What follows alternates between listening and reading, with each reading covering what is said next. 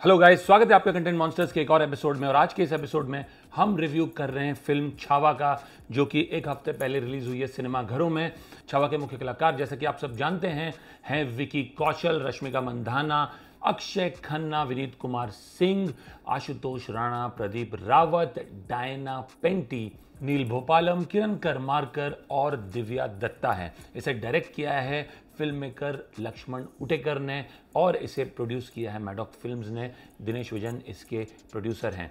अब काफ़ी समय से इस फिल्म का इंतज़ार था। फिल्म रिलीज़ होने वाली थी दिसंबर में, बट बहुत अच्छा निर्णय था प्रोड्यूसर्स का, फिल्म मेकर्स का, कि इसे क्लैश नहीं करने दिया पुष्पा 2 के साथ, बिकॉज बहुत ज़रूरी था कि इन दो बड़ी फिल्मों को अलग अलग विंडो मिले। ये इसलिए भी ज़रूरी था कि ये बहुत इंपॉर्टेंट फिल्म है। छत्रपति संभाजी महाराज पर बनी ये फिल्म ज़्यादा से ज़्यादा लोगों तक पहुंचनी ज़रूरी थी। उनके बारे में उतना जानते नहीं अभी भी लोग, उनकी वीरता के बारे में, उनके साहस के बारे में, उनके त्याग, उनके बलिदान के बारे में आज भी इतने लोग नहीं जानते थे। और इस फिल्म के द्वारा ये कहानी हर घर तक पहुंची है, हर प्रांत तक पहुंची है, पूरे देश में पहुंची है। सबसे पहली बात, कैसी बनी है, क्योंकि कई बारी प्रॉब्लम ये होती है हिस्टोरिकल्स के साथ कि इतनी ज़्यादा क्रिएटिव लिबर्टीज़ ले ली जाती है कि एंड रिजल्ट उतना सही नहीं होता, और कई बारी ऑथेंटिसिटी पे भी कॉम्प्रोमाइज़ किया जाता है। क्या वो इस फिल्म में हुआ है? नहीं, बिल्कुल नहीं।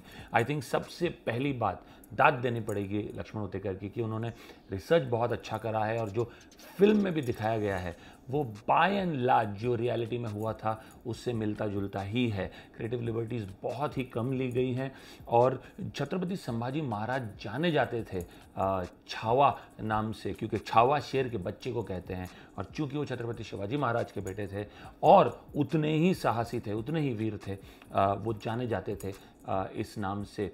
और वही वीरता, वही साहस, वही त्याग, वही बलिदान दिखाया गया है पूर्ण रूप से बड़े स्क्रीन पर। इन तरह की फिल्मों में एक और प्रॉब्लम हो सकती है कभी कभार कास्टिंग की, but I think Vicky Kaushal as Chhatrapati Sambhaji Maharaj is absolutely spot on as in terms of casting. बहुत ही ब्रिलियंट कास्टिंग है। ईजिली विकी कौशल के सबसे बेहतरीन परफॉर्मेंसेज में से एक है। According to me, he was literally possessed in this film. On many occasions you felt that जब उनका कोरोनेशन होने जा रहा होता है और वो सिंहासन की तरफ चल के एक बार रुक जाते हैं और याद करते हैं अपने पिता को, या कोरोनेशन के बाद जब वो बैठे हुए हैं अपने मिनिस्टर्स के साथ और उनके साथ जो उनका तर्क वितर्क हो रहा है, ख़ास करके उनके मित्र कवि कलश के साथ, जिसका रोल विनीत कुमार सिंह प्ले कर रहे हैं, उनके साथ, या चाहे जब उन्हें पता चलता है कि उन्हें धोखा दिया गया है और वो चारों तरफ से घेर लिए गए, तब जो उनका आक्रोश उबल के आता है वो पार्ट, या चाहे अंत के आधे घंटे या 40 मिनट जब उन पे हर तरह की यातनाएं होती हैं, बहुत बुरी तरह से उनका टॉर्चर किया जाता है, उन्हें ह्यूमिलिएट करने की कोशिश की जाती है, ख़ास करके जब कवि कलश को ले जाया जा रहा होता है मारने के लिए, और उनकी और कवि कलश के बीच में जो जुगलबंदी चलती है कविताओं की, उस वक्त लिटरली आपकी आंखों में आंसू आ सकते हैं। इन सभी सीन्स में जिनका मैंने वर्णन किया है, आपको ये महसूस होगा कि ही वॉज लिटरली पोजेस्ड। मतलब ऐसा लग रहा था कि ये छत्रपति संभाजी महाराज ही हैं। विकी कौशल कहीं नज़र ही नहीं आ रहा है, बिल्कुल कहीं भी नज़र नहीं आ रहा। I can not see Vicky Kaushal the actor और the star, I am only seeing Chhatrapati Sambhaji Maharaj. और ये बहुत बहुत बड़ी बात है। इतना आसान नहीं है कि आप कैरेक्टर में इतना घुस जाओ कि आपकी असली पर्सनैलिटी को लोग भूल ही जाएं, जो हुआ है इस फिल्म में। Vicky Kaushal is the sole reason that the film is lifted to an extent that is unimaginable. Now coming to his nemesis Aurangzeb played by Akshay Khanna, मतलब क्या कहा जाए इस आदमी के बारे में। He comes, he gives a banger of a performance, he disappears, no PR, and you don't know where he is for a few months or years. Then he comes back, again gives a banger of a performance, and again गायब हो जाते हैं। ये आदमी, ये actor, ये इंसान ये चीज़ सालों से कर रहा है। चाहे वो आर्टिकल 15 हो, चाहे वो दृश्यम हो, चाहे वो इत्तेफाक हो, चाहे वो छावा हो, ये आते हैं, भयंकर परफॉर्मेंस देके वापस चले जाते हैं। Unbelievable, easily one of the finest actors we have had in the last couple of decades. And while I keep saying one would wish that one sees more of him, but I guess this process is working for him, इसलिए वो आते हैं, गायब हो जाते हैं, फिर एक अच्छा परफॉर्मेंस देते हैं, फिर आते हैं, फिर गायब हो जाते हैं. But hats off, cruelty personified, you hate him towards the end. He literally, again, even in the case of Akshay Khanna, he is Aurangzeb. Akshay Khanna है ही नहीं, फिजिकलिटी में तो नहीं है, बहुत ज़बरदस्त गेटअप लगा है. ऐसा गेटअप है कि इतना औरंगजेब तो औरंगजेब खुद नहीं दिखता होगा जितना कि अक्षय खन्ना दिख रहे हैं. लेकिन परफॉर्मेंस वाइज भी कहीं अक्षय खन्ना आपको नज़र ही नहीं आ रहा, आपको सिर्फ औरंगजेब और उसकी क्रूरता नज़र आ रही है. Brilliant brilliant performance. The third name that has to be mentioned without an iota of doubt, and you feel for him, you root for him. खास करके जब रिसेंट टाइम्स में आपने उनका इंटरव्यू दिया है कि वो इतने सालों से काम कर रहे हैं लेकिन आज भी खुद का घर नहीं ले पा रहे हैं. विनीत कुमार सिंह की बात कर रहा हूँ, जो कवि कलश का रोल प्ले कर रहे हैं, छत्रपति संभाजी महाराज के बहुत करीबी मित्र का रोल प्ले कर रहे हैं, एक कवि का रोल प्ले कर रहे हैं. बहुत बहुत बढ़िया परफॉर्मेंस, इतना इम्पैक्टफुल कि ऑडियंस जाते वक्त थिएटर से बाहर उनका एक एक डायलॉग याद रखती है. द फैक्ट दैट आप जितनी भी इंस्टाग्राम पे रील्स देख लो आज के दिन में, आपको सिर्फ वो ही नज़र आएंगे और उन्हीं के डायलॉग्स नज़र आएंगे. Goes to show how much of an impact he has had on the audiences. Brilliant performance. मतलब इतना दिल खुश हो जाता है उनका परफॉर्मेंस देख के, बिकॉज यू नो कि उनको इस परफॉर्मेंस के बाद इतने एक्colades और इतना ज़्यादा काम मिलने वाला है जो वो डिज़र्व करते थे इतने सालों से. लेकिन शायद यही कहानी है किस्मत की कि यही फिल्म बनी थी जहाँ से उनका करियर टेक ऑफ होना था, और मुझे कोई डाउट नहीं है होगा भी अब तो डेफिनेटली होगा.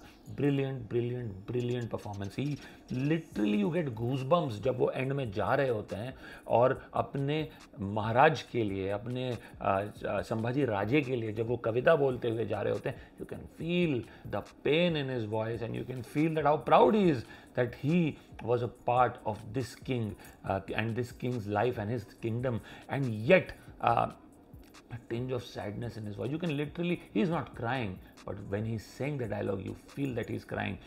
रुलाते रुलाते गए हैं. वेरी फ्यू मूवीज़ होती हैं जहाँ पे आपको एक किरदार ऑलमोस्ट रुलाते हुए जा रहा है, लिटरली. मतलब इतनी आंखें नम थी थिएटर्स में कि बताना मुश्किल है. ये तीनों ने इस फिल्म को ज़बरदस्त लिफ्ट किया है. लक्ष्मी उटेकर ने भी बहुत अच्छा काम किया है as a director. You can see उनका पैशन प्रोजेक्ट था, वो नज़र आ रहा है स्क्रीन पर. फाइट्स और एक्शन बहुत अच्छा है. यस, कभी कभार हल्का सा ओवर द टॉप है, but I think that much you have to give to the film maker. अब क्या पॉसिबली बेटर हो सकता था? आई थिंक पहला हाफ थोड़ा सा ज़्यादा स्लो है, could have been faster. The other thing that didn't work for me is the casting of Chhatrapati Sambhaji Maharaj is wife. Rashmika Mandanna की जगह आई डेफिनेटली फील कोई और एक्ट्रेस होनी चाहिए थी. She doesn't look the part, she doesn't sound the part. More importantly, that heavy accent is weighing on her performance. She's given her best. उनकी मेहनत नज़र आ रही है, बट कहीं ना कहीं वो accent अफेक्ट कर रहा है उनके परफॉर्मेंस को. और दूसरा, I think in a film of this nature कई बारी हम शायद रीजनल कनेक्ट को इतना इंपॉर्टेंस नहीं देते. आई थिंक बहुत क्लियर हूँ मैं कि इस फिल्म का म्यूज़िक अजय अतुल को देना चाहिए था. वो जानते हैं इस रीजन को, वो यहाँ का म्यूज़िक दे चुके हैं. अपने आप में इरिस्पेक्टिव ऑफ रीजन भी वो बहुत बढ़िया म्यूज़िक डायरेक्टर है. I think Rahman missed trick somewhere here. The BGM अच्छा है, लेकिन जितना अच्छा हो सकता था, गिवन के परफॉर्मेंसेस इतनी ज़्यादा अच्छी है. कई बार तो आजकल बीजीएम ही परफॉर्मेंस और फिल्म को एनहांस कर देते हैं. तो यहाँ जितना एनहांस और कर सकता था बीजीएम, वो नहीं है. एंड आई थिंक वो इसलिए क्योंकि ये फिल्म अजय अतुल डिज़र्व करती थी in terms of background music and music overall. I feel that has been a trick missed by the filmmakers. But apart from this, I think everyone must go out and see this film.